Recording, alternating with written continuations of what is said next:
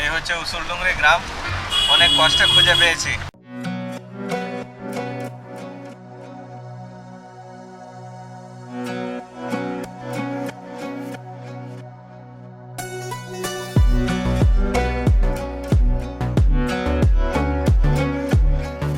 শীতের শেষে পুরুলিয়া ভ্রমণের এর আগের দুটো পর্ব আপনাদের সাথে অলরেডি শেয়ার করেছি। আগের দিন রাতে আমরা ছিলাম মাঠাবুরু ইকো রিসর্টে। এই রিসর্টের গল্প আপনাদের দেখিয়েছি। রিসর্টে সুন্দর একটা মেমোরেবল ডে কাটিয়ে আমরা আজকে ঘুরে দেখব অযোধ্যা পাহাড়ের বেশ কিছু চেনা অচেনা জায়গা। তার মধ্যে অবশ্যই থাকবে উসুলডুংরি। পুরুলিয়া গেলে এই উসুলডুংরি স্পটটা একবার ঘুরে আসবেন, দারুণ সুন্দর ভিউ পাবেন। পুরুলিয়ার এই অযোধ্যা সার্কিট ঘুরে দেখতে দুদিনে গাড়ি ভাড়া মোটামুটি লাগে প্রায় ৬,০০০ টাকার মতো। আমরা বরাভূম থেকে পিক আপ এবং বরাভূম পর্যন্ত ড্রপ, তাছাড়াও এই সাইট সিনগুলো এই রিসর্টের গাড়িই নিয়েছিলাম। রিসর্টে আগে থেকে বলে রাখলে ওনারা গাড়ি অ্যারেঞ্জ করে রাখেন। রিসর্টে ব্রেকফাস্ট করে আমরা বেরিয়ে পড়লাম আজকের গন্তব্য, অর্থাৎ বেশ কিছু সাইট সিন ঘুরে দেখব। প্রথমেই চলে এলাম লোয়ার ড্যামের এই পাটে, অর্থাৎ অযোধ্যা পাহাড়ের এই লোয়ার ড্যাম থেকে নিচে লহরিয়া শিব মন্দির, সঙ্গে এই সুন্দর একটা ভিউ পাওয়া যায়। জানুয়ারির লাস্ট উইক, তাতেও কি ভিড়টা দেখুন একবার শুধু। মানে আজকে রবিবার, যদি লোয়ার ড্যাম দেখে চলে এলাম আপার ড্যামের পোর্শনে।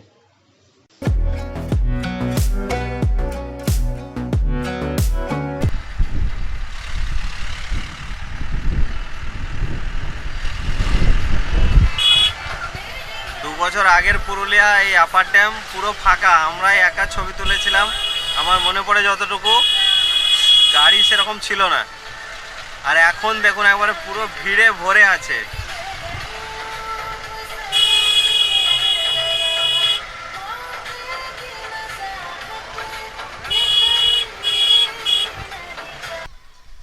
বছর আগে আর পরে যেটা চেঞ্জ হয়েছে সেটা হয়েছে যে মানুষের সংখ্যা বেড়েছে, মানে পর্যটকের সংখ্যা, কিন্তু তুলনামূলকভাবে যে সচেতনতার দরকার সেটা বাড়েনি। কারণ চারিদিকে প্রচুর পরিমাণে এই যে আইসক্রিমের প্যাকেট, জলের বোতল, বিভিন্ন জায়গায় বিভিন্ন পাতা, এটা ওটা নোংরা ফেলে রেখে গেছে। কারণ এইভাবে যদি চলতে থাকে প্রকৃতি কিন্তু ধ্বংসের পথেই এগোবে, এটা নিশ্চিত। এত সুন্দর একটা ড্যাম, এত সুন্দর একটা জলাধার যে জায়গাটা তৈরি করা রয়েছে, এই জায়গাগুলোকে সংরক্ষণ করা উচিত মানুষেরই, এবং প্রত্যেকটি পর্যটকেরই সেটা ভাবা উচিত।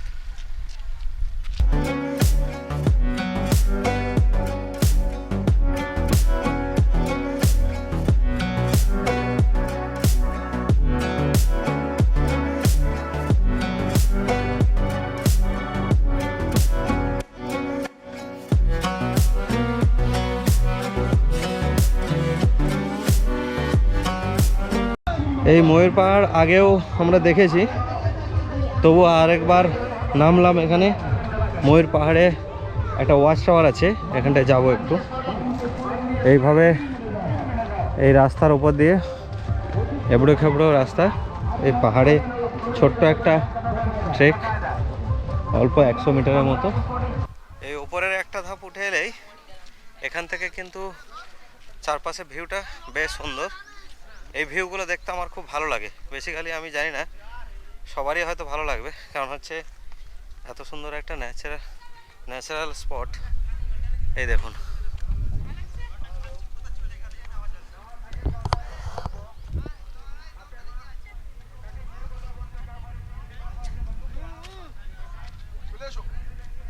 শালের জঙ্গল আর ওই যে পাহাড়ের রেঞ্জগুলো পরপর ধাপে ধাপে ছড়িয়ে আছে এক একটা স্তরে, খুব সুন্দর।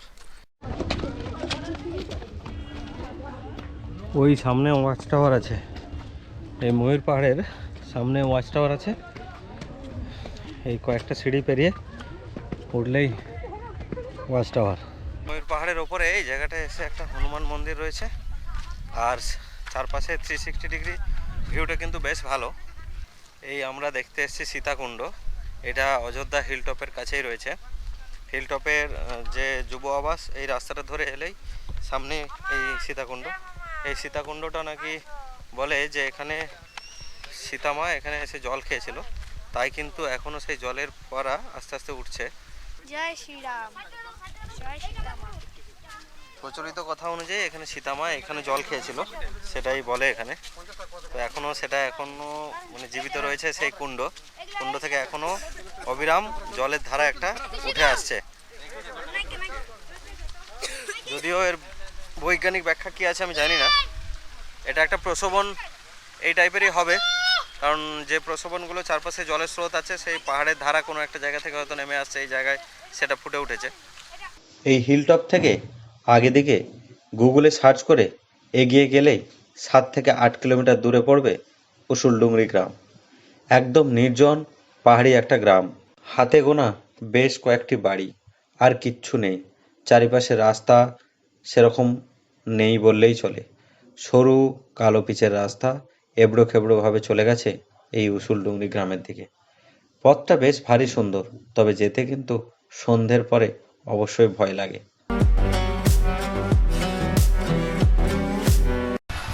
আমরা এখন হিলটপ থেকে এগিয়ে যাচ্ছি উসুলডুংরি, একটা ওয়াচ টাওয়ার আছে সেই ওয়াচ টাওয়ারের দিকে। উসুলডুংরি ওয়াচ টাওয়ার সচরাচর কেউ আসে না এখানে, তো গিয়ে দেখি কেমন লাগে।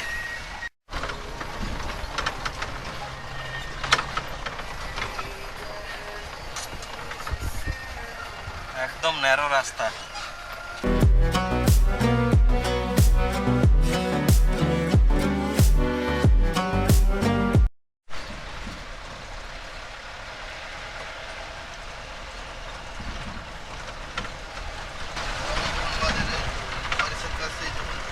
হ্যাঁ হ্যাঁ হ্যাঁ, পুনিয়া শাসন নাকি? পুনিয়া শাসন প্রাইমারি স্কুল, এই গ্রামটা পুনিয়া শাসন। অযোধ্যা হিলটপ থেকে 7 কিলোমিটার দূরে কিন্তু এই কুসুমডুগরি ওয়াচ টাওয়ারটা। এত ভেতরে ভেতরে যে গ্রাম আছে বোঝা মুশকিল। হ্যাঁ গাড়ি চালাচ্ছি আমি।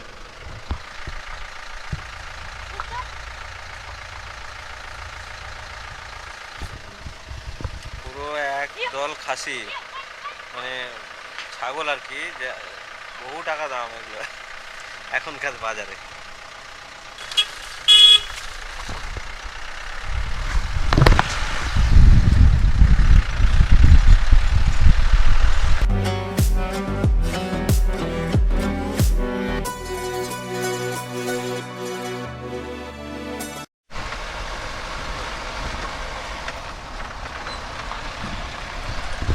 এই উসুলডুংরি রাস্তা মানে এমনই, আমরা বুঝতে পারছি না যে কনফিউজড কোন দিকে যাব। টুটুগোড়া অনেকে জিজ্ঞাসা করে করে আসতে হচ্ছে, এটা একদম ফাঁকা, মাঝে মাঝে একটা দুটো করে ছোট ছোট গ্রাম, কয়েকটা বাড়ি নিয়ে গ্রাম। এই হচ্ছে উসুলডুংরি গ্রাম, অনেক কষ্টে খুঁজে পেয়েছি। সামনে ওয়াচ টাওয়ারটা রয়েছে।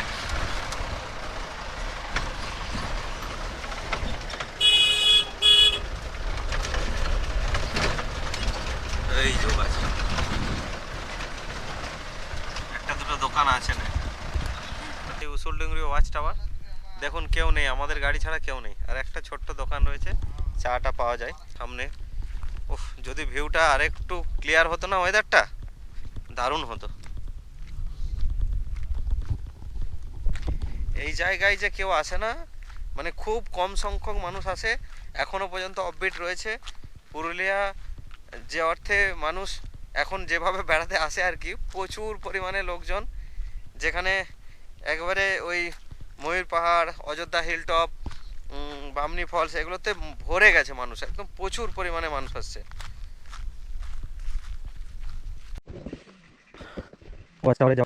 এখানে একটা জিনিস দেখে খুবই লাগছে, মানে অবাক লাগছে, যে ছোট ছোট যে কোনো স্পটে গাড়ি পার্কিংয়ের জন্য 30 টাকা করে নিচ্ছে।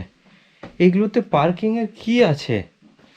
হ্যাঁ, আমি অবাক ব্যাপার যে এই উসুলডুংরি ওয়াচ টাওয়ার, যেখানে কেউ আসে না, এরকম একটা অফবিট সেই জায়গাগুলোতে এরা কোথাও কিছু নেই, না আছে একটা টয়লেট, না আছে একটা কিছু, সেই জায়গাগুলোতে এরা 30 টাকা করে পার্কিং নিচ্ছে। ও সত্যি ভাবা যায় মানুষের কী ধরনের মানে ব্যবসায়িক মনোভাব। ও যাই হোক, এই অর্ধেকটা পর্যন্ত উঠেছি, দেখুন একবার।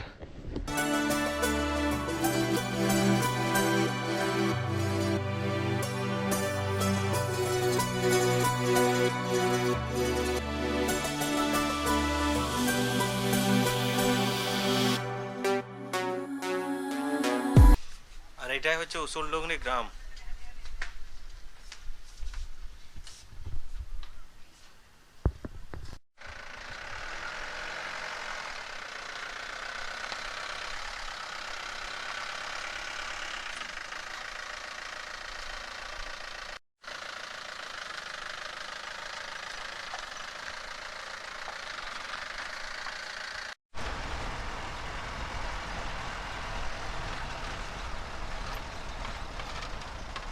এবার আমরা দেখে নেব সেই চিরপরিচিত মার্বেল লেক।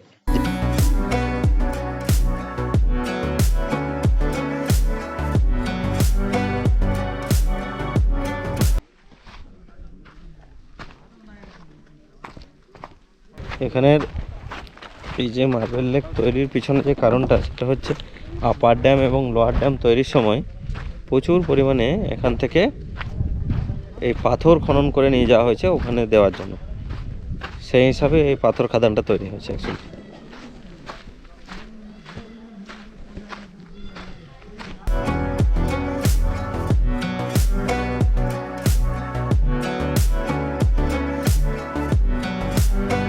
বিকেলের পড়ন্ত সূর্য লেকের জলে পড়েছে, আর চারপাশে গাছ ছায়া এগুলো মিলে জলটা কিন্তু একদম স্থির হয়ে আছে। দারুণ সুন্দর একটা প্রতিফলন হচ্ছে জলের উপরে। মার্বেল লেক দেখার পরে আমরা আগে থেকেই ঠিক করেছিলাম আজকের সানসেটটা দেখব খয়রাবেড়া ড্যাম থেকে। সেই অনুযায়ী আমাদের প্রসেনজিৎ গাড়ি ছোটাতে লাগলো খুব জোরে। আমি ওকে বললাম গাড়ি অত জোরে না চালিয়ে আস্তে ধীরেই চলো, তাতে সানসেট দেখা নাই বা হলো, আমরা গিয়ে সেখানকার সূর্য ডোবার পরের দৃশ্যই দেখব। আগে তো প্রাণ, তারপরে অন্য কিছু। জীবন থাকলে অনেক সূর্য ডোবা এবং অনেক সূর্য ওঠাই দেখব পৃথিবীর বিভিন্ন প্রান্ত থেকে। তাই জীবনের ঝুঁকি নিয়ে তোমাকে ওভাবে গাড়ি চালাতে হবে না।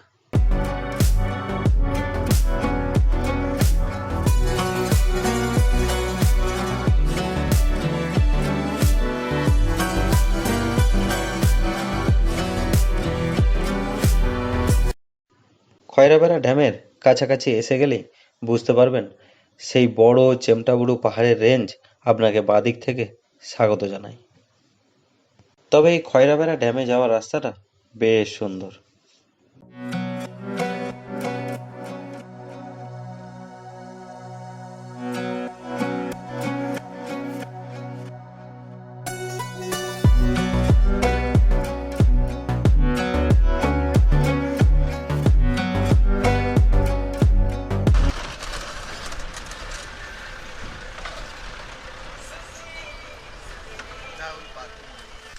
খয়রাবেড়া ড্যামে প্রসেনজিৎ আমাদের অনেক চেষ্টা করলো যে খয়রাবেড়া ড্যাম থেকে সানসেটটা দেখাবো, ওই তো সান ডুবে গেছে।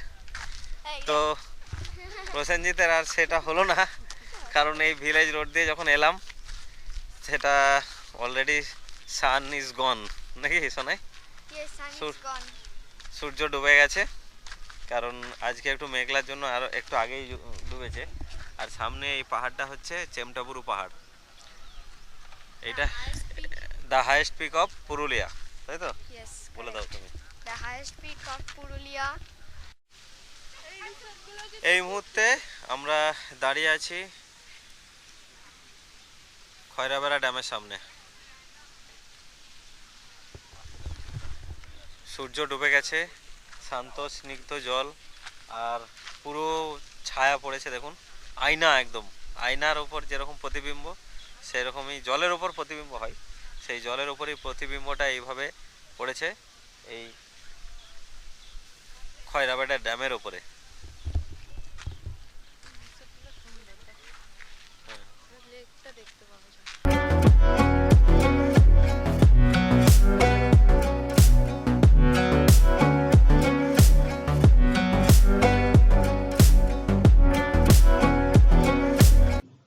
খয়রাবেড়া ঘুরে আমরা চলে এলাম চড়িদা গ্রামে।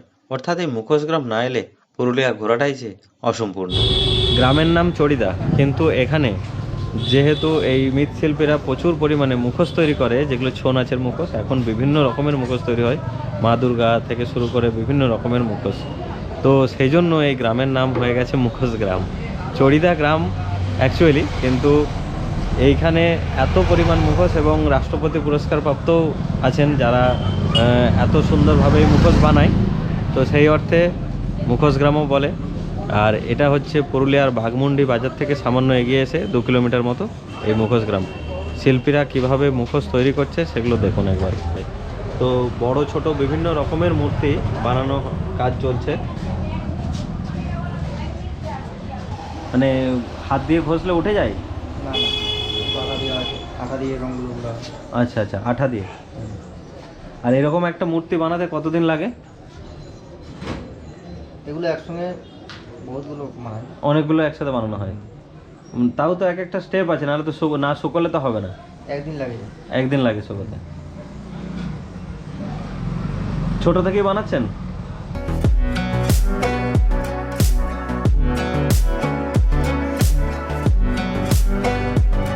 এনাদের যে হাতের কাজ, সত্যি বাংলার এটা একটা অসাধারণ কুটির শিল্প। ইনস্টাগ্রামে পেজ হচ্ছে গৌরব মুখোশ ঘর, আর এছাড়াও একটা ইউটিউব চ্যানেল রয়েছে গৌরব পুরুলিয়া। আচ্ছা, ওখান থেকে যদি কোনো মুখোশ যদি কেনার থাকে বা অর্ডার দেওয়ার থাকে, আমার নাম্বার রয়েছে সেখানে। আমার নাম্বার হচ্ছে 6297659157। ওখানেও আপনি অর্ডার দিতে পারেন। এছাড়াও আমার চড়িদা মুখোশ গ্রামে দোকান রয়েছে, যদি এখানে আসেন এখানেও মুখোশ পেয়ে যাবেন। সব ধরনের মুখোশ আছে, আপনার 50 টাকা থেকে শুরু মুখোশ, প্রায় 4000 অবধি।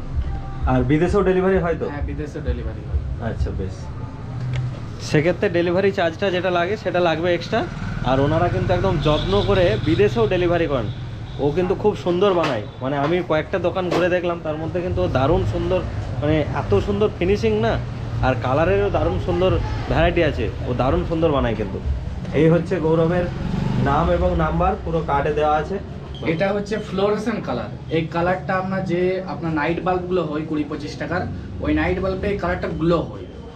এটা এক ধরনের আপনার এই কালারটা দেওয়া হয়, এখন এটা মানুষের চাহিদা আছে এই কালারটার জন্য। অন্ধকারেও দেখা যাচ্ছে? অন্ধকারে দেখা যায়। আচ্ছা, মানে ওই নাইট বাল্বের নাইট বাল্বের সাথে হয়। এটা ফ্লোরেসেন্ট কালার, একটু লাইট হালকা লাইট রিফ্লেক্টিং করলেই আপনার কালারটা আচ্ছা পড়বে। আচ্ছা, ওটাই হচ্ছে আপনার।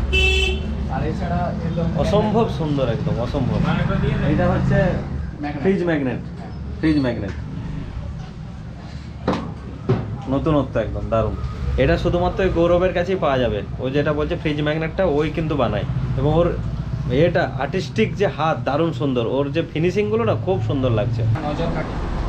নজর কাঠি, এটা অনেকের বাড়িতে দেখতে পাবেন। হ্যাঁ, হ্যাঁ, ছেলেটা ডান দিকে, মেয়েটা বাঁ দিকে লাগায় অনেকজন আচ্ছা আচ্ছা। বাড়ির দরজায়। আমরা এই চড়িদা গ্রাম থেকে বেরিয়ে আমরা যাব হচ্ছে বরাভূম স্টেশনে। বরাভূমে আমাদের ট্রেন আছে রাত 8:10 চক্রধরপুর হাওড়া। তো 2 রাত্রি 3 দিনের প্যাকেজ এখানেই শেষ হচ্ছে। তো এখানে ভিডিওটা শেষ করছি। সবাই ভালো থাকবেন, সুস্থ থাকবেন, আর ভালো করে ঘুরতে থাকুন, আর আমাদের চ্যানেলেও চোখ রাখুন। ধন্যবাদ। কথাই বলে, শেষ যার ভালো হয় তার সবই ভালো হয়। অর্থাৎ আমাদের চক্রধরপুর হাওড়া যে ট্রেনটিতে আমাদের এসি 2 টায়ারের সিটটাও পড়েছিল, খুব সুন্দর দেখে, যেন মনে হচ্ছে একটা কূপের মতো। একদম লাস্ট সিটটাই আমাদের পড়েছিল। আমরা দারুণ সুন্দর ঘুমিয়ে ঘুমিয়ে চলে এলাম হাওড়া পর্যন্ত।